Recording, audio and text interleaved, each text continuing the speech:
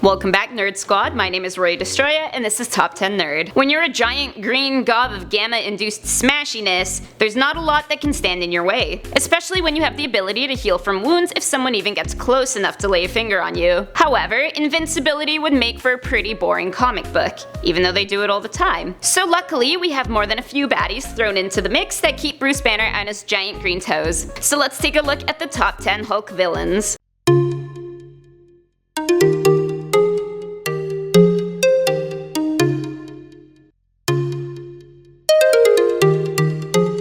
In the number 10 spot, we have Bi-Beast. The Bi-Beast was first introduced in The Incredible Hulk number 169, specifically designed as someone on equal terms of power to face the Hulk. He was created by an avian race that died out and left their creation to roam their city. Fast forward a few years and the Bi-Beast comes across Banner and captures him, forcing him to fix the machines in the city. So really all the poor guy wanted was to revive the home that he had lost, but when you get on the Hulk's bad side, it's pretty hard to go back. Coming in at number 9 is Absorbing Man. The ShamWow of comic books was predominantly an enemy of Thor, but took on an entirely different course in the 2003 Hulk film when it was Bruce's father, named David Banner, who became the Absorbing Man. He acquired the powers to absorb the properties of everything he touched, including the Hulk's strength. But just because he can do it doesn't mean he could do it well. The energy was simply too much for him, and though he could absorb it, he was unable to contain it, and he swelled up into a giant energy bubble. And we know what happens to big bubbles. Pop.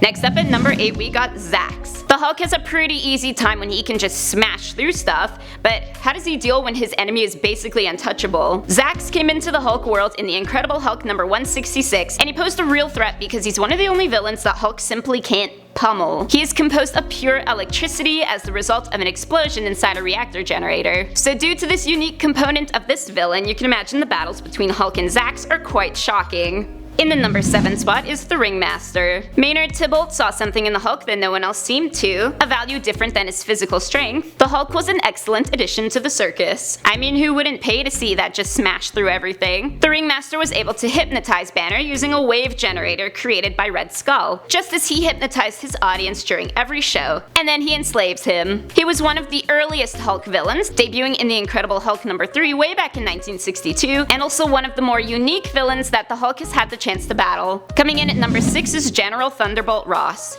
Ross debuted way back at the beginning of The Incredible Hulk as the head of the Gamma experiment that turned Banner into the Hulk. Dedicated in protecting his country, he's laid siege to the Hulk multiple times. It got a little complicated when Banner became involved with his daughter Betty, however, romance tends to complicate things. Ross is so obsessed with defeating the Hulk that he even became Red Hulk, the thing he hated the most, just to better match with his arch nemesis. Talk about a hypocrite. Next up at number 5 we have the Abomination. Introduced in Tales to Astonish number 90, Emil Blonsky was a Russian operative who was exposed to amounts of gamma radiation far more than Banner was, transforming him into an ugly and more powerful Hulk who remained intact with his mind, but could not revert to human form. All these people really have to be more careful with the gamma, you think they would have learned by now. The Abomination even defeated the Hulk in their first encounter, and remains to be one foe who gets the best of Banner multiple times. Up next at number 4 is Madman. From The Incredible Hulk number 363, Madman's real alias is Philip Stearns,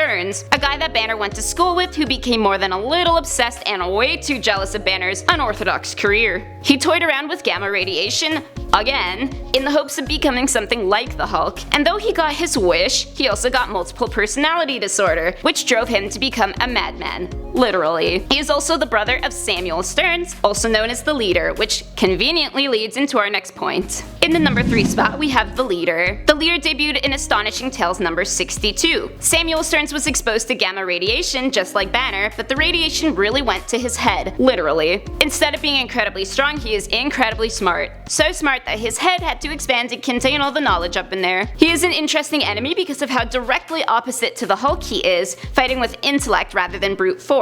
Coming in at number 2 is Brian Banner. Daddy Dearest, the man responsible for all of Bruce's trauma as a kid, is one of Hulk's oldest and most prominent enemies out there, especially when he was resurrected during the Chaos War storyline and turned into a hybrid of Devil Hulk and Guilt Hulk. He was already bad enough. His strength all came from how Bruce perceived him. Bruce saw him as an all-powerful monster, and that is truly what he became. And finally, in the number 1 spot we've got the Maestro. Because they say you are your own worst enemy. The Maestro is an alternate version of the Hulk who, hundreds of years into the future, is the corrupt leader of a world expunged of superheroes. The only thing that could stop him?